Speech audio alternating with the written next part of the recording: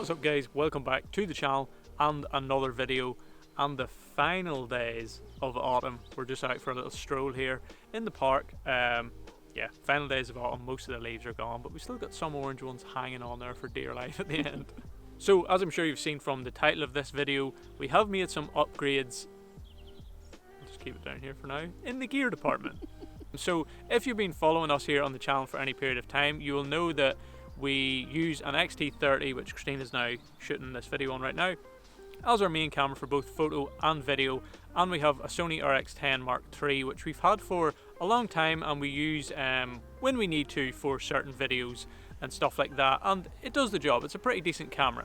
But over the past year or so, I would say, we have sort of been talking about upgrading because we would like to have two Fujis, the dual Fuji system for making our videos, because it would just make things a lot easier, and we also just love the usability of the Fuji cameras.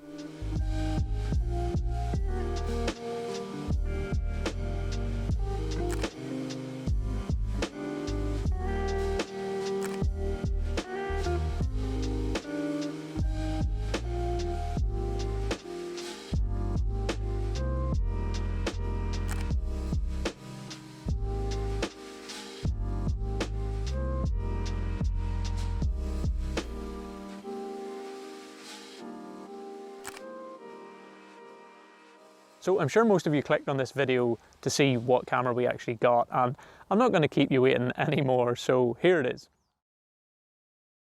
So we went for a Fuji X-T3 in all black, and we have a Fuji XF 35mm f2 lens.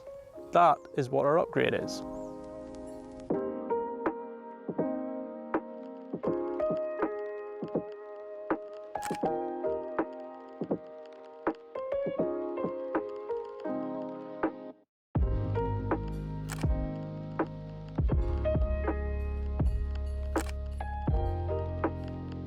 Now, I know some of you might have heard us in previous videos talking about future upgrades, and a few times we have mentioned about the X-T4 being the camera we might want to upgrade to, so you might be wondering why have an X-T3 instead.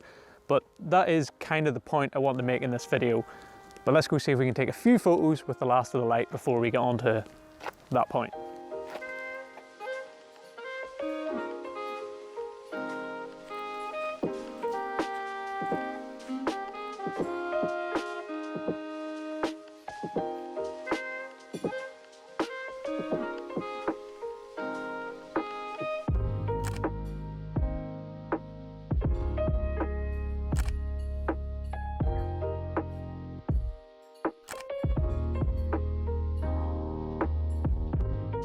There's literally a spider right there. Can you see him? Nope. He's floating around in midair. Oh yeah, I do see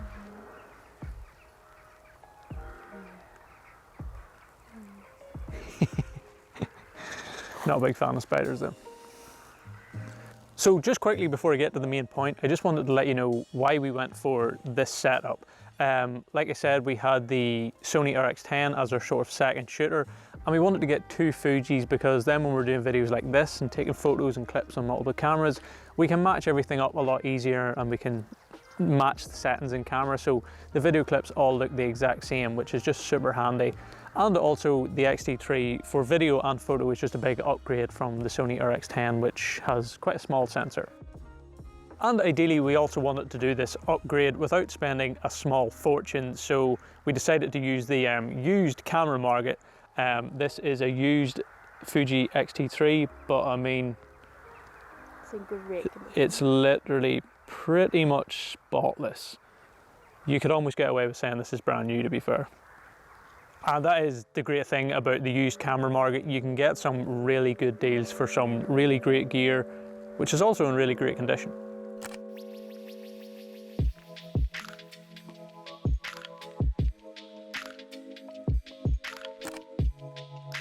When it comes to the lens, you'll know if you've been watching this that we use the Fuji 18-55, which Christine is shooting on right now, for pretty much all our video stuff, and I think it's pretty much the perfect video lens. So we wanted to try something a little bit different, and I went for a prime lens because I wanted to try out a Fuji prime because literally everybody raves about them.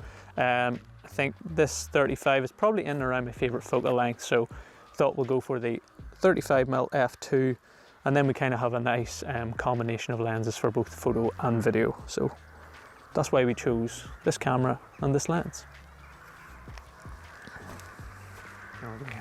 But we will definitely touch on the camera and the lens in future videos a little bit more once we get to use them a little bit more. But the point I wanted to make in this video was about gear, and the question that we hear all photographers and filmmakers, or at least a lot of them, talking about, especially here on YouTube, and it is that age-old question of, does gear matter?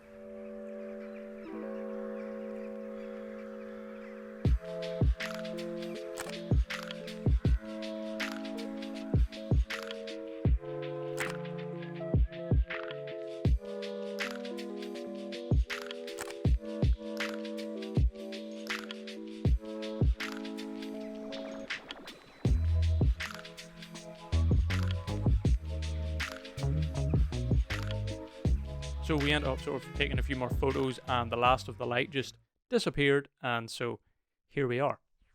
But anyway, the answer to that infamous question is yes, gear does matter, at least for me anyway, but in certain ways. So let's take this camera here, the one I've been showing you in the whole video, the Fuji X-T III. We decided to get the Fuji X-T III instead of the Fuji X-T4. Now, in an ideal world, we probably would have the X-T4 sitting there, but as I said previously, we wanted to try and do this on a budget and not spend an excess amount of money on upgrading the camera, so that's why we ended up with the X-T3, and it will work great for what we do. Yes, the newer X-T4 has IBIS, which I hear is pretty good and is a great addition to a camera, especially if you're a filmmaker, but the X-T30 that we've been using so far doesn't have IBIS, and we've managed to create some really great stuff, or at least in my opinion, and IBIS hasn't really been a problem for the most part. As nice as it may be, it's not really a necessity. Yes, the X-T4 has better upgraded autofocus, but if you've watched any of our videos and watched how I take photos, you'll know that that really isn't going to make a difference at all for the type of photography that I do. It's pretty slow, normally the subject isn't going anywhere, so I don't really need great autofocus. And when it comes to filmmaking, we pretty much shoot in manual, I would say 90% of the time, unless it's something like a talking headshot. So again, autofocus for us is not really going to be a benefit at all. And yes, the X-T4 has the articulating screen, which would be quite handy in this scenario now, but we have managed so far, and I just have a little mirror thing on top of the camera so I can currently see myself. It's a little bit of a faff at times if you're trying to vlog, but we don't really do much of that, so we'll survive without it. And also I believe that you can't plug in the mic when the screen is flipped around to the side, so yeah, not really that big of an issue. The point is that the more expensive piece of kit, which is the X-T4, isn't really going to yield better results when it comes to what we do. I do think a lot of people kind of get sucked in with the new gear thing, trying to get the camera with the fastest autofocus or the best stabilization, etc, etc. And those things are nice, and technology is pretty amazing at times, but if it's not something that you actually need for the type of work that you make, then it's kind of a waste of time and money. But if you don't currently use any of those features to make your work, then there's a good chance that getting a camera that has all the updated versions of those features probably won't really make much of a difference, and therefore is a little bit pointless. Now, don't get me wrong, the X-T4 does seem like a really great camera, and maybe at some point we'll have one, but in reality you wouldn't be able to tell watching these videos and looking at our photos if they were took on the X-T3 or the X-T4 or even the X-T30 for that matter, because they all have the same sensors and a lot of the same features, pretty much all the same features actually. There's just been some upgrades, but that won't really have much effect on how we create our photos and videos and how they look, so yeah, just something to think about. So as nice as those features are, I think it just made sense to save some money, get the X-T3, and it's still a big upgrade compared to what we were previously using. But that may not be the case with you. It completely depends, and it's going to change from person to person depending on how you shoot, what you shoot, and the type of work that you make. If the newest gear has features that will really help you create your work quicker, or with higher quality, then it makes sense for you to get the newest gear. It's just not necessary for a lot of people, I would say. And it's definitely not necessary for us. But yeah, I think that is enough blabbering from this one. As of right now, I have not seen the photos that I took on the X-T3 with the 35mm. I feel like I maybe got a few nice ones. You would have seen them in the video if I did. Definitely more to come with that camera and that lens. We're actually going on a trip to Italy tomorrow. Schedule's a bit all over the place. Video schedule, upload schedule is a bit all over the place at the minute.